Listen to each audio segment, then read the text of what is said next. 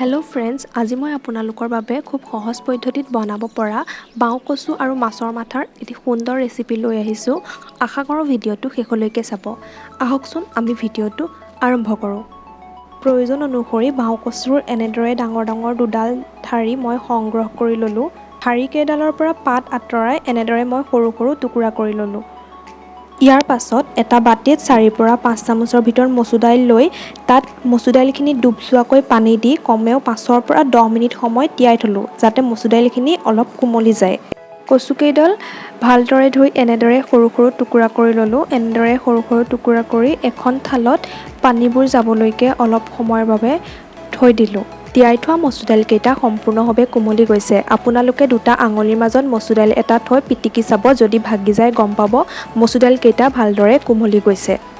অতি সহজ পদ্ধতিৰ ৰেচিপিটো বনাবলৈ এখন প্লেটত এনেদৰে মই এচামুচ জালুকৰ গুড়ি লৈছোঁ, এটা মিডিয়াম চাইজৰ পিঁয়াজ সৰু সৰুকৈ কাটি লৈছোঁ, 3টা সৰু সৰু শুকান জলকীয়া লৈছোঁ আৰু 5ৰ পৰা 6 ফুটা নহৰু এনেদৰে বাটি লৈছোঁ। এয়া 5ৰ পৰা 6 চামুচ বা নিজৰ জোখমতে টেঙা ৰস ল'লেই হ'ব। এয়া নিজৰ জোখমতে অলপ নিমখ লৈছোঁ আৰু এয়া অলপ হালধি লৈছোঁ। সকলো নিজৰ জোখমতে ল'লেই হ'ব।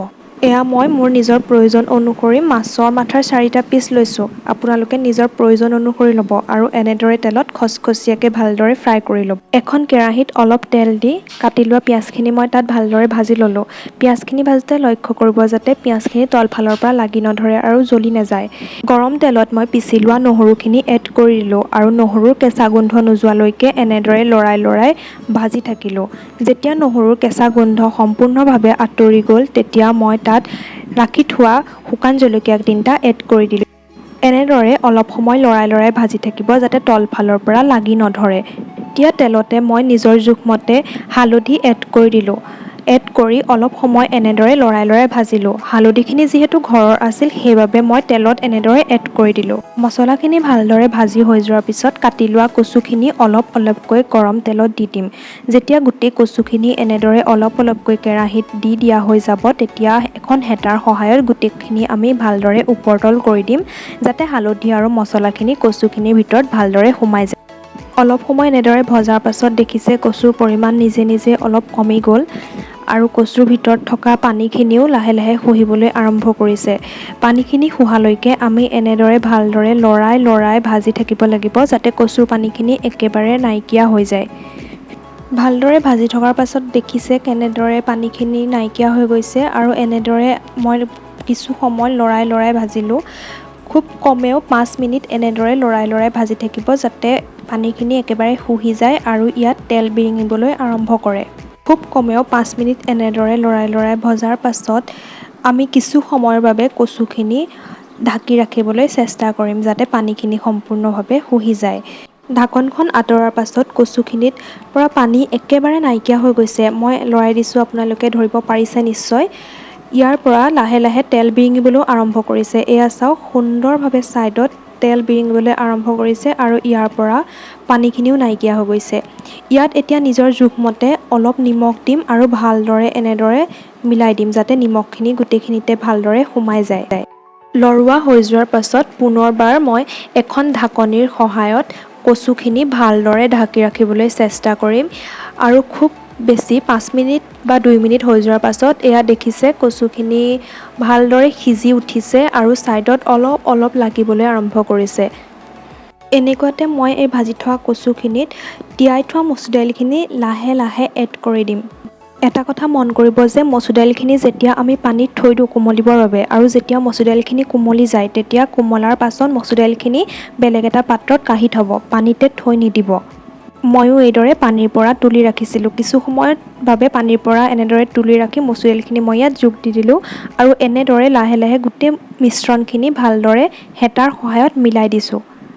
ভাজি হৈ যোৱাৰ পাছত এখন ঢাকনিৰ সহায়ত আমি এইখিনি অলপ সময়ৰ বাবে ঢাকি ৰাখিবলৈ চেষ্টা কৰিম। অলপ সময়ৰ পাছত ঢাকনখন আঁতৰালে দেখিছে এইদৰে দাইলখিনি তলত লাগি ধৰিছে আৰু কচুখিনিও অলপ সিজিবলৈ আৰম্ভ কৰিছে। এনেদৰে অলপ হেঁচি লৰাই তাত অলপ পানী মই যোগ কৰি দিলোঁ, যাতে মিশ্ৰণখিনি ভালদৰে সিজি উঠে। পানীখিনি যোগ দিওঁতে এটা কথা মন কৰিব যে একেলগে গোটেই পানীখিনি যোগ নিদিব। মই দেখুওৱাৰ দৰে অলপ অলপকৈ পানী যোগ দি মিশ্ৰণখিনি লৰাই ল'ব। পানীখিনি কচুৰ পৰিমাণৰ ওপৰত নিৰ্ভৰ কৰিব। যদি কচুৰ পৰিমাণ সৰহ হয় পানী সৰহকৈ লাগিব আৰু কচুৰ পৰিমাণ কম হ'লে পানী কমকৈ লাগিব। নিজৰ প্ৰয়োজন অনুসৰি আপোনালোকে পানী ইয়াত এড কৰি দিব আৰু কিছু সময়ৰ বাবে লৰাই লৰাই এনেদৰে কচুখিনি মই ঢাকি দিলোঁ। ঢাকনখন আঁতৰোৱাৰ পাছত আপোনালোকে দেখিছে নিশ্চয় কেনেদৰে লাহে লাহে পৰিমাণখিনি কমি আহিছে আৰু পানীখিনিও সম্পূৰ্ণভাৱে শুহি লৈছে। কচুখিনি লাহে লাহে সিজিবলৈ আৰম্ভ কৰিছে। এতিয়া মই ইয়াত থৈ দিয়া জালুকৰ গুড়িখিনি এড কৰি দিছোঁ আৰু গোটেই মিশ্ৰণখিনি ভালদৰে লৰাই দিছোঁ যাতে জালুকৰ গুড়িখিনি গোটেইখিনিতে ভালদৰে সোমাই যায় আৰু এনেদৰে কিছু সময় লাহে লাহে লৰাই দিছোঁ। কিছু সময় ভজাৰ পাছত লক্ষ্য কৰিছে কেনেদৰে উতল অহা আৰম্ভ কৰিছে আৰু ইয়াত থৈ দিয়া টেঙাৰ ৰসখিনি দি লাহে লাহে আকৌ এবাৰ ভাজি দিছোঁ। গোটেই মিশ্ৰণখিনি এনেদৰে ভালদৰে লৰাই লৰাই ভাজি থাকিব আৰু এইখিনিতে মন কৰিব যে গেছৰ ফ্লেমটো মিডিয়ামত ৰাখি ল'ব।